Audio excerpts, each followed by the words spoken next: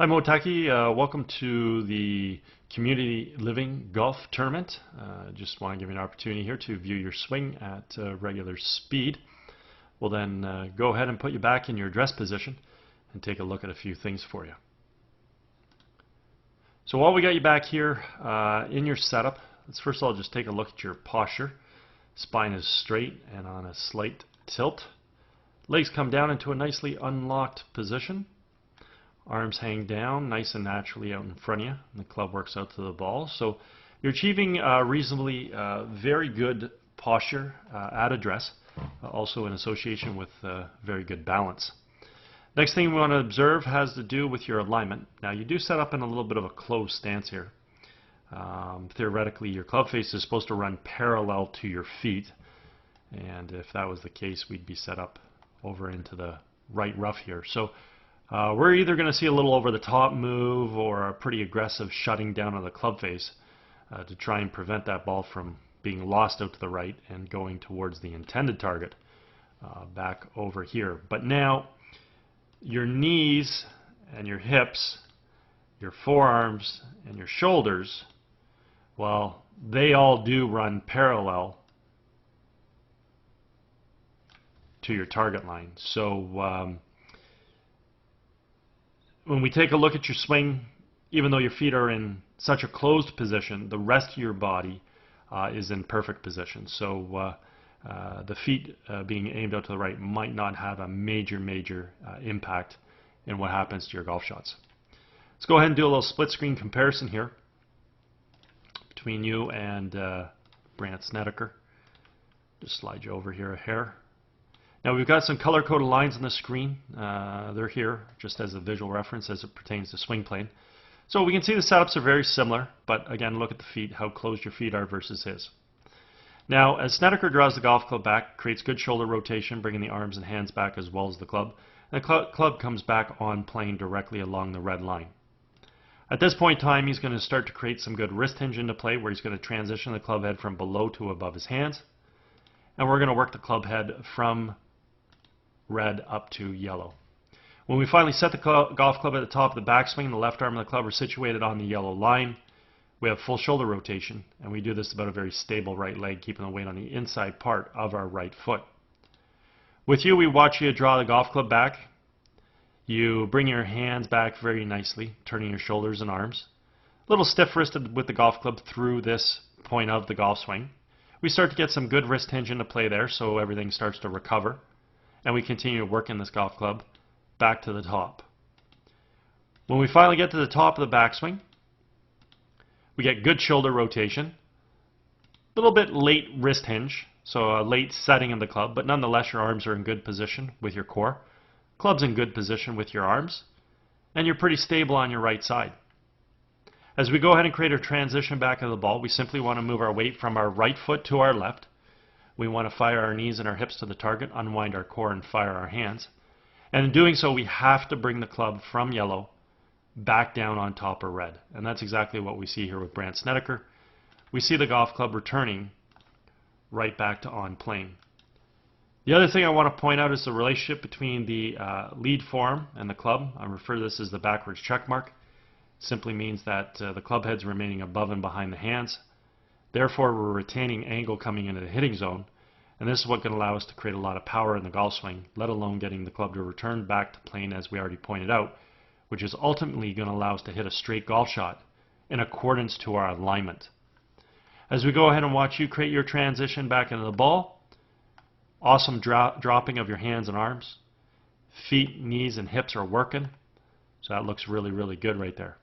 At that point in time, we can sort of take a look at your lead form and your club. We can just get rid of that and just make it a straight line. We can look at your lead form and the club, and we see that you have your backwards check mark, which is great. We also see the club has returned back to plane. So creating power in your golf swing is not going to be an issue, and also hitting the ball straight in accordance to your alignment is not going to be an issue. The only problem was we noted that your feet were aimed out to the right. So we don't want to hit the ball straight based on that alignment, but I also did say that your feet, knees, hips, shoulders, and arms were all running parallel to the red line. So let's continue to watch the club coming into the ball.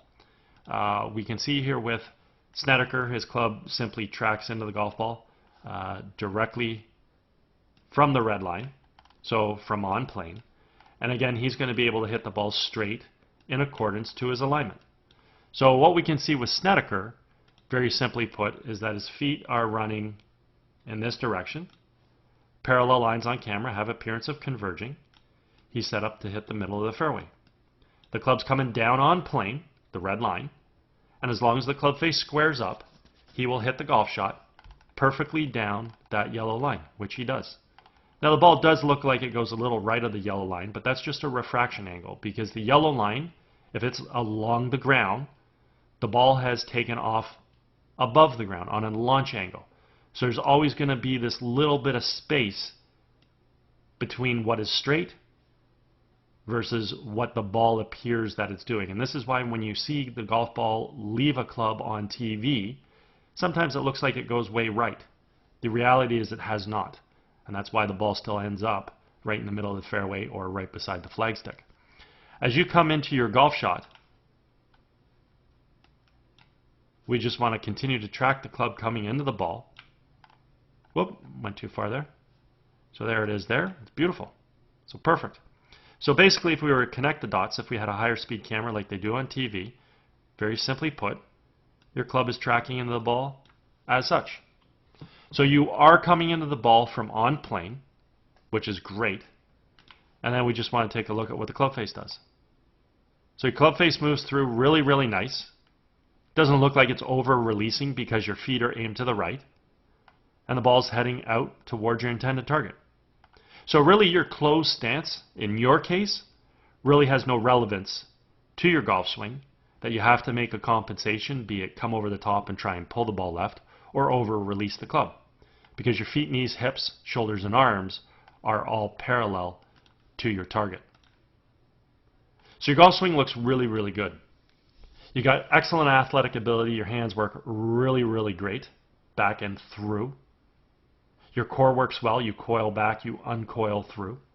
You've got great finish because you have good footwork. And then the three things we need to be consistent are good aim, good downswing plane, and a good club face position through impact via having a good grip. Your aim appears to be incorrect with your feet, which it is, but again, your knees, hips, shoulders, and arms are all perfectly positioned. Your club comes down on plane, so you hit the ball straight in accordance to your alignment of your knees, your hips, your shoulders, and your arms, not your feet. You also have a good grip, so the club face squares up, so you do have the ability to hit some really, really, really good golf shots. So anyways, in summary, things look pretty awesome here from you, and certainly hope you had a good day. I hope you enjoyed getting an opportunity to see your swing on video. And if you're ever involved with any golf tournaments at all, and you're looking to provide the guests with a unique gift, you can certainly feel free to touch base with me. All my contact information is after this swing analysis, and you can reach out and we can discuss my swing analysis services for those events.